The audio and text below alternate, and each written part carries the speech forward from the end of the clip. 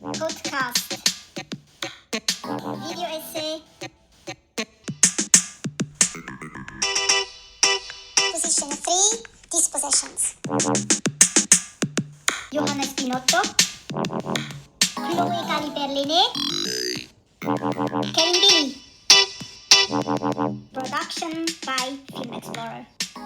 Welcome back to the podcast discussion about the third exhibition of Film Explorer Video Essay Gallery. This time we are going to discuss with Johannes Binotto, Kevin Billy and Chloé Galibert-Laîné about three new video essays. This is Love Without Dreams by Jessica Bardsley, Michael Ironside and I by Marian Mayland, and Les Mystères de roches de Kador by Léonce Perret. We try to find a theme, a sort of common thread through these three video essays and one proposition for to put together as a title, these three video essays. Dispossession. I think, Kevin, was your proposition, so can you tell us how did you come with this title? Certainly, and thank you, Giuseppe and Ruth. So how I came up with dispossessions as a possible idea of tying together the three selections. Just watching each of the selections one after another made me think about the question of, not just the spectator's relationship to the moving image or images in general, but how whether we possess them or whether they possess us, or how one can find a sense of self-possession through their relationship with moving images. And I'll just speak briefly on behalf of Michael Ironside and I, which was my selection, a video essay by Marian Mayland. I just found this a really powerful, and I want to say personal. I don't want to assume too much because it's not proposed as an autobiographical work explicitly, but I certainly feel something personal being worked out. It's narrated by the creator, Marian Mayland, and it depicts or reflects on really a lifetime of watching three specific works from Hollywood, two films from the 80s, War Games, and Real Genius, and then a TV series from the 90s called Sequest, that each feature a young white male tech genius or a kind of a tech prodigy. And I imagine that this consistency of a persona being portrayed had some kind of resonance for the author in terms of giving a framework for understanding their identity as a young white male, at least at the time. I think Marian Mayland now identifies as transgender or non-binary. And gradually coming to be aware of how problematic, if not downright toxic, and in some cases abusive, this persona has been, both in the way it was created off-screen, instances of sexual harassment or bullying or just general white male privilege, and just the way that it created a specific image of how a white male techno geek can be in the world. And the video essay really in many ways feels like a state of reenactment or recollection, seeking a moment of liberation, liberatory disenchantment. It's a spell of disenchantment. We usually think of spells as a way of enchanting ourselves and reaching a state of enchantment, but here it's a spell of disenchantment. So for me, it really was a question of how Marian Mayland uses the video essay as a tool for understanding how these works had possessed them in the past and how the video essay allows them to repossess themselves. So, but I don't want to take possession of the interpretations of, Chloe or Johannes by imposing this framework. So maybe, yeah, Chloe or Johannes, I don't know how this dispossession theme speaks to you in your selection. Thank you for also explaining or unpacking the associations that you see with that word in relation to those three video essays or those three films.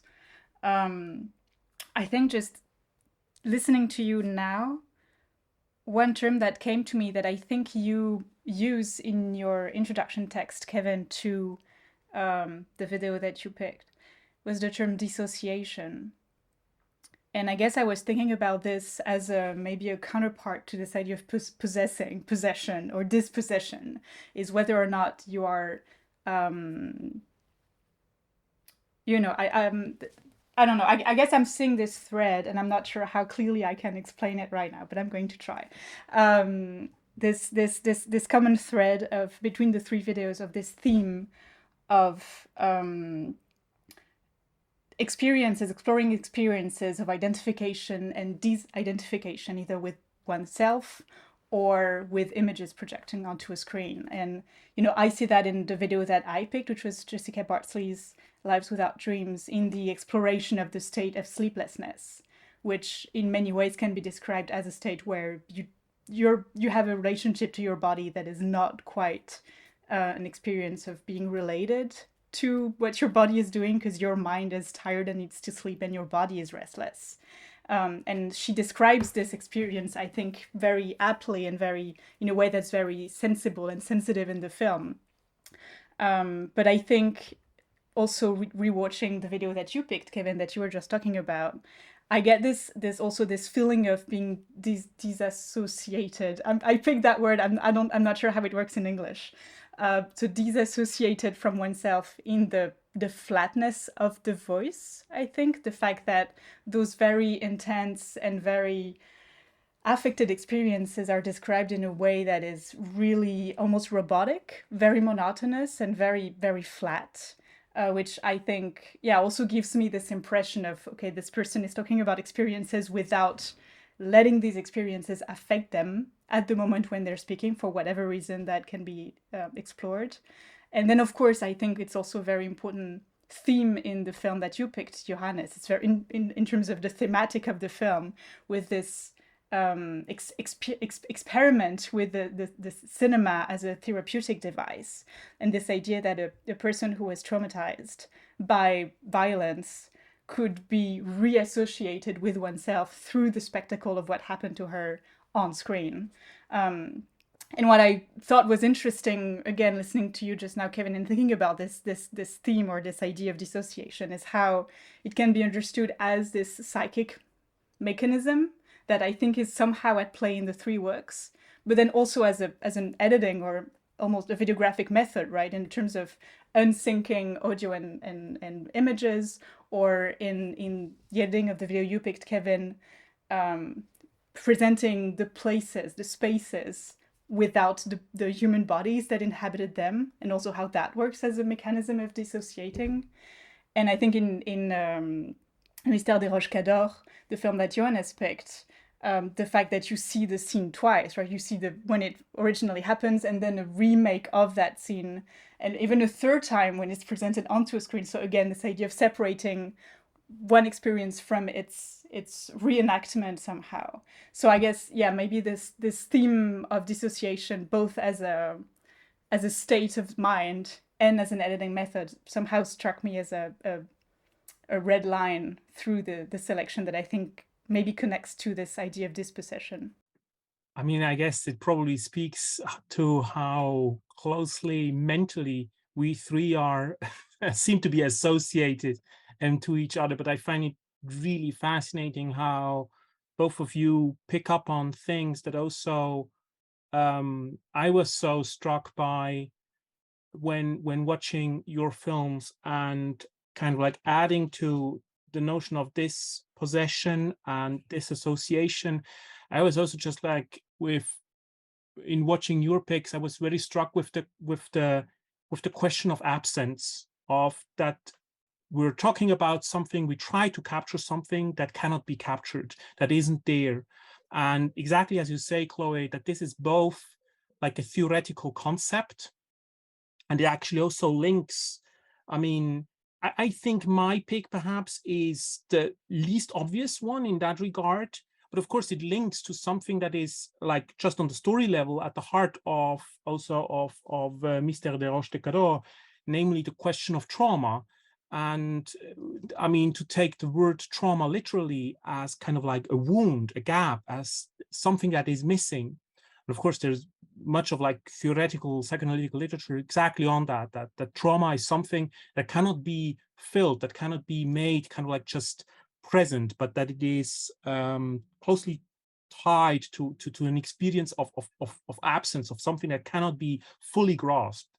I find it really interesting to see that, as you said, Chloe, that this is also, that this is even an aesthetic and formal device for these films, that they work with reduction, for example, like the taking away of color in Bardsley's film, the feeling of like these, or the empty rooms in these films. It actually also, it made me very much think of a video essay that was also kind of like, I was always very fascinated with this supercut by L.J. Fraser on the empty spaces in the Seinfeld TV series, where just all these moments of empty rooms are combined, and what kind of, that this literally gives us, of course, also space to our imagination, and starting to think about what is missing here, but in the sense of kind of something that could never be fully put on screen, but it can. But at the same time, and I also like that you, Kevin, also ended on this kind of like also on this positive note, that perhaps it can be made present in some form, or we can free ourselves of certain things, and perhaps the medium of film can be a medium for such a process. But it's definitely not going in this simple way of just kind of like, I'm going to put it on screen and then it has a body and we can deal with it. It does not work in a simple way like that, but rather in the way of like making absences felt. It's interesting that you say, yeah, I guess Michael Ironside and I has a happy ending, so to speak. Not nearly as happy as the Mystère des roches de Kador, which, and the thing about happy endings relating to one's relationship and ability to use media technology or filmmaking. Because, yeah, I actually hadn't seen the Mystère des roches de Kador before you had proposed it, Johannes. And it really is quite a mind-blowing, I would say, landmark in self-reflexive cinema. And that's, exactly one of the reasons why you proposed it. But also giving this idea that cinema in the, was it 1910s? Was could not just be a means for entertainment, but also a means for psychological therapy, for dealing with trauma. It's really, really fascinating, especially now that we're talking about technologies like VR as doing the same. So in some ways, history is repeating itself.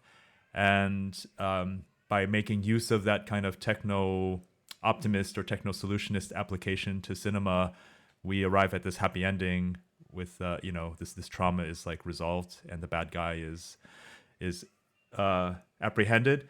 And then with Michael Ironside and I, I think Chloe was saying this before, Marian Mayland's ability to critically deconstruct these works, to isolate their role as living spaces by only showing the living environments, to really bring out this quality of how these films were living spaces where they inhabited in the past, and then trying to defamiliarize and disassociate from that, by an alternative means of montage. is a way for them to reconstruct their own position. So, but then this leads me to ask, Chloe, about Life Without Dreams, because, if we want to talk about the video essay as one's ability to use media production technology as a way of reconstructing or re-articulating their relationship to states of possession or dispossession, it is quite a, I would even say, stressful condition that's being communicated in Jessica's film. I even saw on her Instagram stories that she had done a screening with her mother present, and then afterwards her mother was texting her like, "Are you okay now?" Like, it was just so in that also speaks to the wish for the happy ending, right? The wish for for a therapeutic solution. So Chloe, I don't know how much you know about that from Jessica's side, or else how you perceive the film itself in relation to the use of technology and media technology as a means of therapy. Yeah, and I think it's interesting. I mean, I don't want to speculate or reveal things that I may or may not know from Jessica directly, but I think the fact that she labels the work as a work of autofiction is a green flag for us to project whatever we want onto the character that tells the story in her film. And so I'm gonna build from that.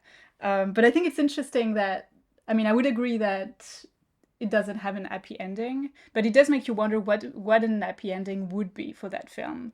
And I think there's this thing about sleep that might be true about other ungraspable objects, is that you never possess it, precisely to get back to your proposed title for our collection this time.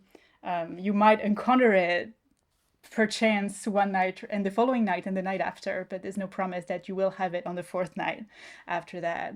And I was reminded just now of this anecdote, because I've been seeing quite a few times now. I'm going to talk about myself instead of talking about Jessica, but my doctor has this analogy every time we talk about sleep, and she always says sleep is like this wild horse that the more you try and get it, the more it flies away.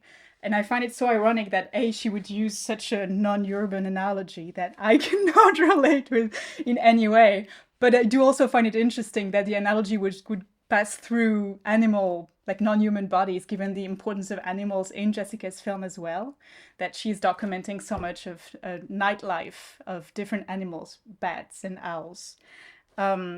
But I wanted to get back to this idea of the object that one cannot grasp, because I did find it interesting watching this selection, how I think the three films that we picked, relate loosely to definition of video essays as exploring existing images. I think Johannes, of course, the film that you picked is not per se found footage, but it does recreate its own footage. So in that way, it is still exploring existing media. And I find it interesting that in the three cases, which I don't think is true for all video essays in general, but for that specific selection, how the use of existing objects, things that you could feel like you could almost grasp them, this method, the videographic method, is used for exploring themes and objects that are precisely non-material and non-graspable, such as sleep, such as trauma, as you just said, Johannes, and such as violence, past violence, I would say, in Kevin's, the film that you chose.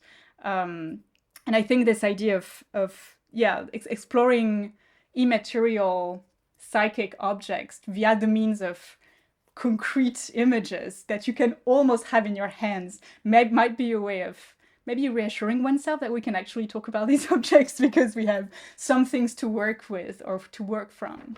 And I think that relates to what you were talking about earlier, Johannes, around the theme of absence also, how there is this gap that one will try to fill in with existing images because there are maybe not so much other materials that one could be using. Yeah, and pick up on that.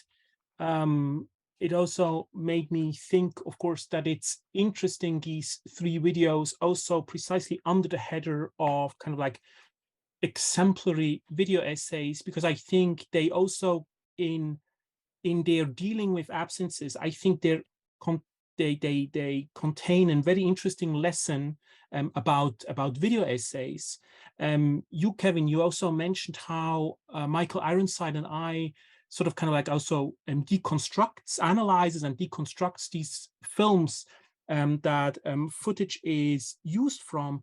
But of course, it does in a way that is not like this explanatory style that I think all three of us have difficulties with. And I think it's precisely because it's kind of like this, to pretend to be in possession of the interpretation, of the full meaning, of all of that. I think it's interesting that if they are video essays, they are video essays in a vein of neither claiming I can't say nothing about the object. There is kind of like I have like no argument here, nor in claiming I give you all the answers, but it's rather trying to make an argument, not so much by telling you, but rather by planting questions in your mind. I think Mystère des roches de Kador does this to the least extent, because it is like the most coherent story, and it kind of like, you perhaps have the impression at the end that everything is resolved. But of course, many questions remain. And that is perhaps when we watch this film for a second time, what we become particularly interested, that we perhaps realize, okay, the crime story, if it's just kind of like reduced to the question of who was the bad guy, can the bad guy be captured, in that regard, there is a resolution to that. But what happened with our female protagonist, why someone falls into a catatonic state, and why it is exactly that she can come out of that by seeing these images on a screen. Although we see it, again, it's also what you mentioned, Chloe, this nice paradox. At the same time, it's very graspable. We see it before us. We can't put our finger on it, but at the same time, it is talking about something that you cannot put a finger on. It remains a mystery. Same, I had the experience when I was watching Jessica Burtz's Life Without Dreams, that I was just also fascinated by these images of animals. And of course was wondering, what do they signify, but also what's going on in these animals, and realizing that I don't have an answer to that. And that it's not about wanting to give me an answer to that, but rather to think about that precisely in the sense of kind of like, as something ungraspable. It's interesting that, if we want to talk about the role of the evidentiary, or what relationship to each of our selections have to do with video essays as providing evidence of something, which is what most explainer type video essays do. But what does it mean to provide evidence or to engage in an evidentiary mode when one is doing something that's more exploratory, more poetic, more internal and subjective? And I think this also connects to what Chloe had said before about, I think it was like a certain materiality or solidity. And now I'm thinking about Marx's quote, "All that is solid melts into air." And like, what is the relationship between the solid and the air in our examples? Because speaking on behalf of Michael Ironside and I, you have the solidness of these living spaces, which, I don't think I don't think they literally thought that, identified with these living spaces as their living space when they were watching them for decades. But there's something that transmits the feeling of being in an environment, watching these images of living spaces and the stories that take place in them, and to somehow reverse that by using the solidness, the material evidence of these living spaces within these films as a starting point to then address things that are not seen on screen.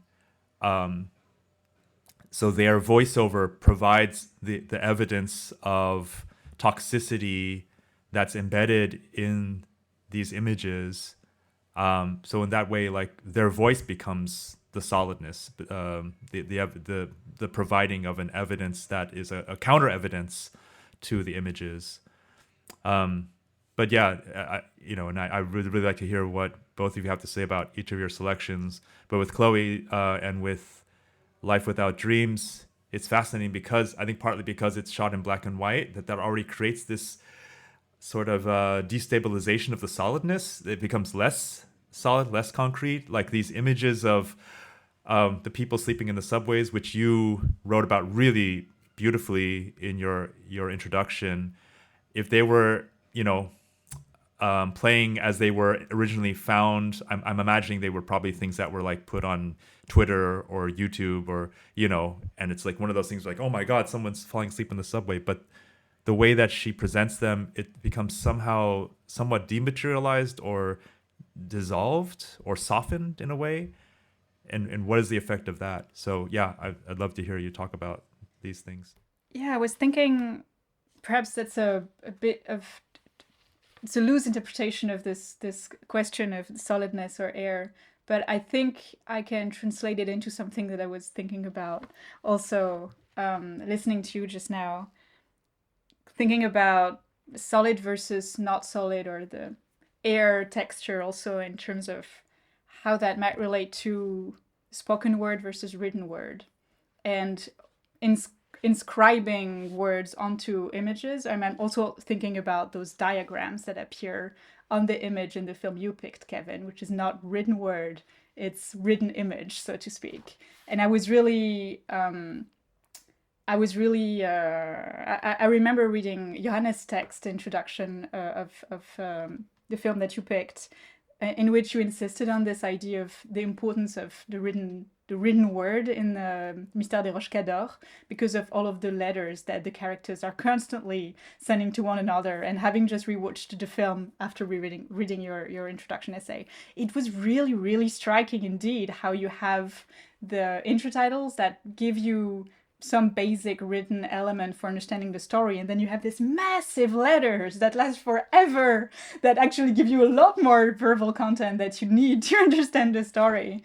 And I think two things that I find interesting about that was, from the one end, the fact that the resolution of the film comes from identifying the handwriting of the culprit, which means it's the written text as an image. They compare the two images of the written words, and that is the solution. That is the happy end. This is where the happy end comes from.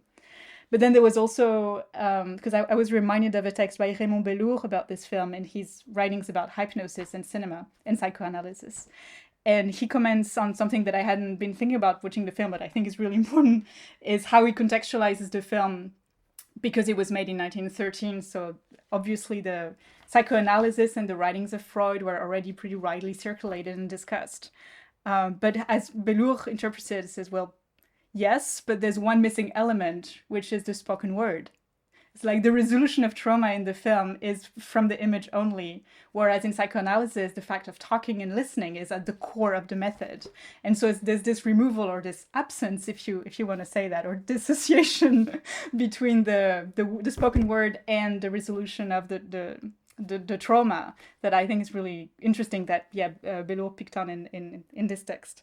But anyway, I was thinking about bringing it back also in conversation about videographic methods, how these three films play with these different ways of presenting text, be it on screen or through voiceover, or in the Mystère des roches Kador, having different modes of text presentation, the intertitles and the letters.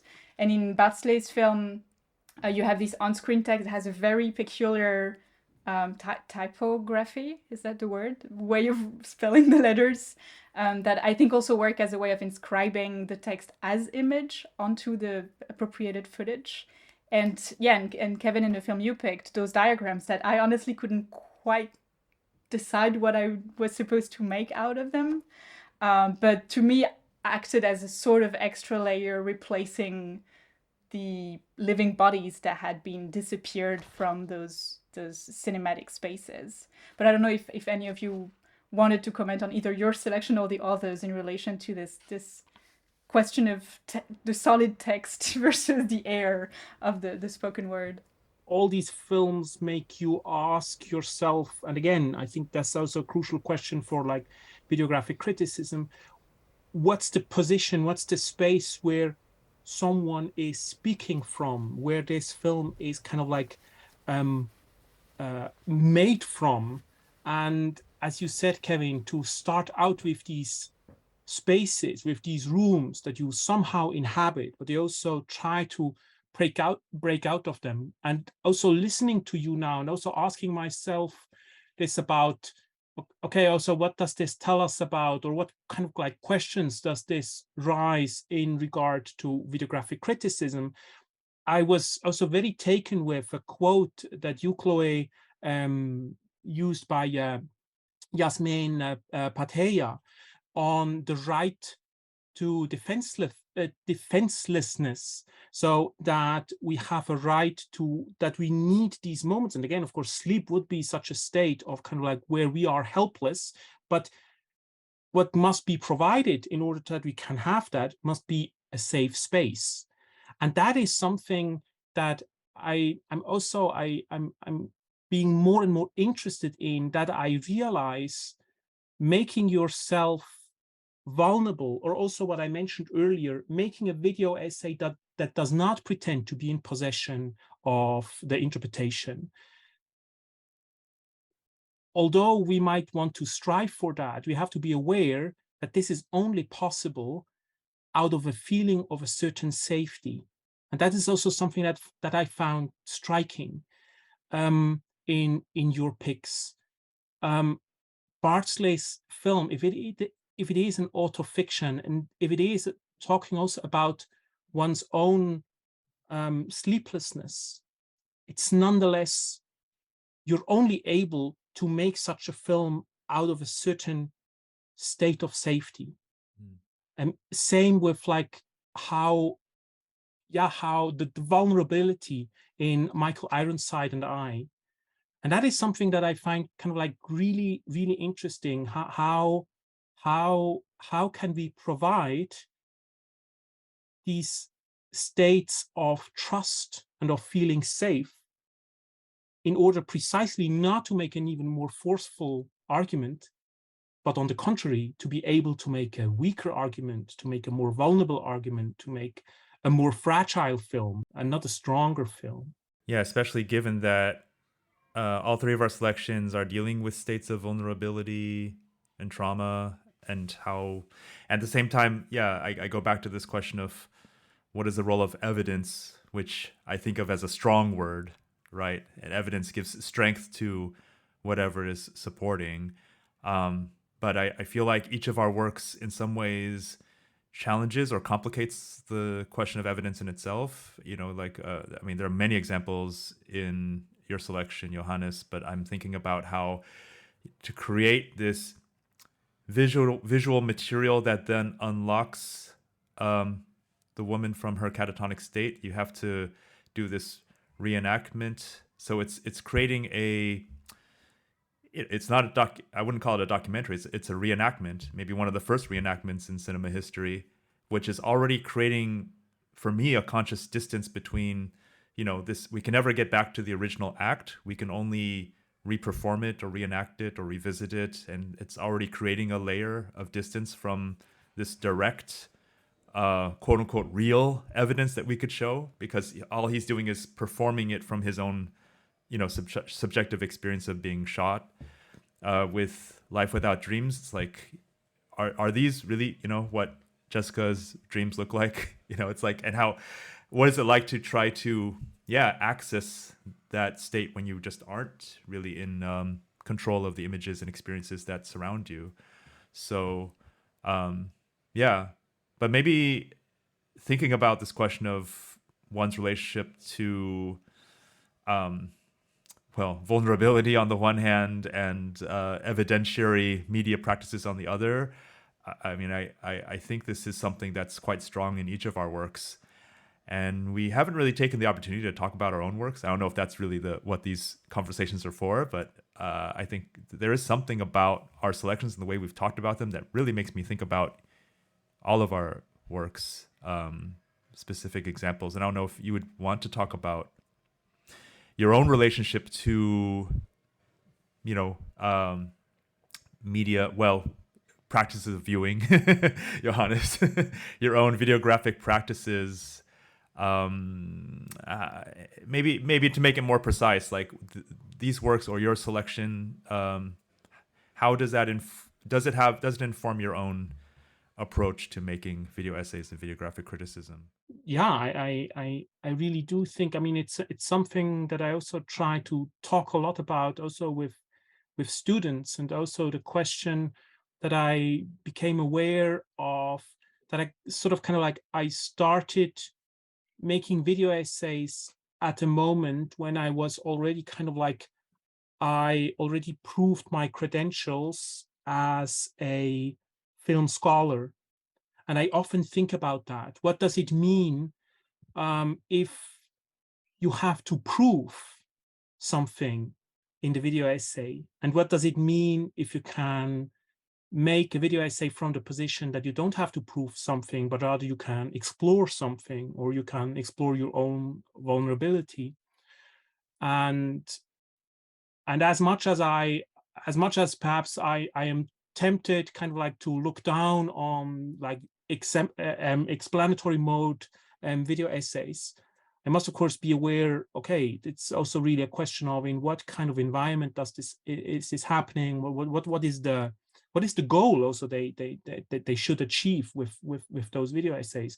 And it's definitely, of course, something that also draws me very much to both of you. That I mean, I remember, and Chloe perhaps also remembers, I mean, the first time when we actually met in person, it was a really intense moment. And I almost have a feeling like it was the first thing that I talked to Chloe in person about, that I was kind of like, I felt I almost wanted to protect her from a certain, that I just said at the same time, I saw you're such an inspiration in how you seem to be able to address states of vulnerability. And at the same time, I'm really I'm afraid myself, even though I'm just the audience. And I think something, I mean, I don't want to psychoanalyze any one of you, but I also thought in your videos, Kevin, I see, for kind of like the long durée of these many videos that you made, also this kind of like how sometimes I have a feeling that sometimes you almost like braced yourself for those moments when you could kind of like, I just thinking here, for example, of a video of yours like Explosive Paradox, where you, in a way, even you abandon the found footage, you abandon the material of the film that you were so famous for being so brilliant in working with and combining it, and instead kind of like opted for, let's also talk about me and my experiences. And I just thought it was kind of like very brave. And at the same time, I felt, what is the, what do we need to provide as a space, as a space of discourse, that videos like that are possible? Yeah, well, I mean, there's definitely resonated. One reason why Michael Ironside resonated with me was that it felt like Marian Mayland's version of Explosive Paradox in a way. And also, and I think it's interesting how our selections reflect, in some ways, some dimension of our own respective practices, because Le mystère des roches de Kador is very much it could very well fit within the lineage of practices of viewing. It's like how do we watch something as a way of unlocking some kind of repressed trauma or unspoken, unseeable condition inside ourselves. And Chloe, Life Without Dreams, it's Jessica describing her own condition. I don't know what's the right word for it. Neurological. It's not neurological. It's not pathological. It's what's oneric, I guess, because it's dream related. And you've done such a great job with films like Watching the Pain of Others or Watching the Detectives, which in many ways are describing the conditions of others, and how their relationship to audiovisual media making allows them to express their condition, whether or not they see it themselves as having. I don't think the guys in Watching the Detectives would say that they have a condition, but I think your video does a very good job of making a counter argument. But I guess I wanted to hear what's your role with regards to the videographic technique as evidence making or evidence using on the one hand, but also these subjective states that in many ways elude the evidentiary or the objective. Yeah, no, I've been thinking about that a lot recently, actually, and I was taking those notes listening to you both just now.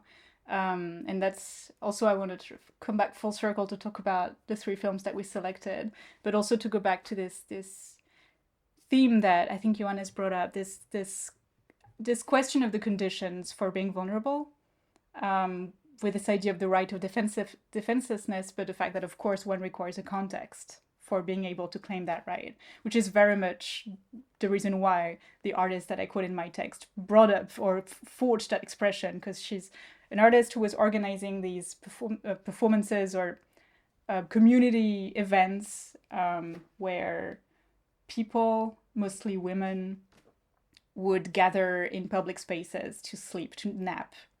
But they would need to be several to feel safe. And one of them would need to be awake to keep watch. And it would be another person the next time who would stay awake to ensure the safety of the others. And they are very, very poignant testimonies of people taking part in these events, whether or not they managed to sleep. And a lot of them describing the fact that they still couldn't because they still didn't feel safe, but still it was important for them to participate.